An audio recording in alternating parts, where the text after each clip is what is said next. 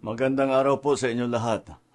Ito patuloy sa aking pagre-report sa inyo tungkol sa mga development sa mga kaso na hinggil doon sa mga flood control project. At i-report ko po na ngayong araw yung AMLAC, yung Anti-Money Laundering Council, nakakuha na po ng 2 freeze order.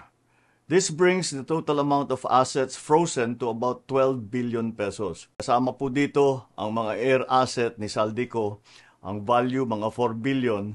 At bukod pa ron, meron po tayong nakuhang 3,566 na bank account, 198 insurance policies, 247 motor vehicles, 178 real properties, 16 na e-wallet account, at saka air asset na frozen na. Umpisa lang po ito. Mas marami pong asset ay mafo-frozen para maibalik ang pera ng tao sa kanila.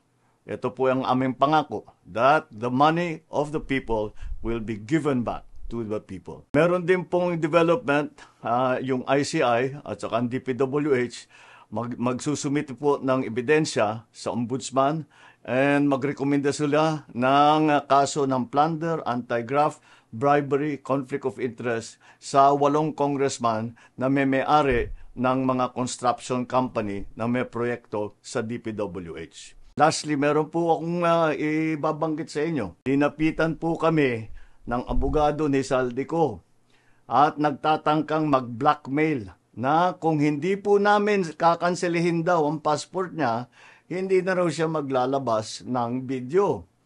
I do not negotiate with criminals. Kahit maglabas ka na ng video ng lahat ng kasinungalingan mo na pag-destabilize sa gobyerno, gusto kong malaman mo, Saldi, makakansela pa rin ang passport mo. Hindi ka na makakatakas sa hustisya.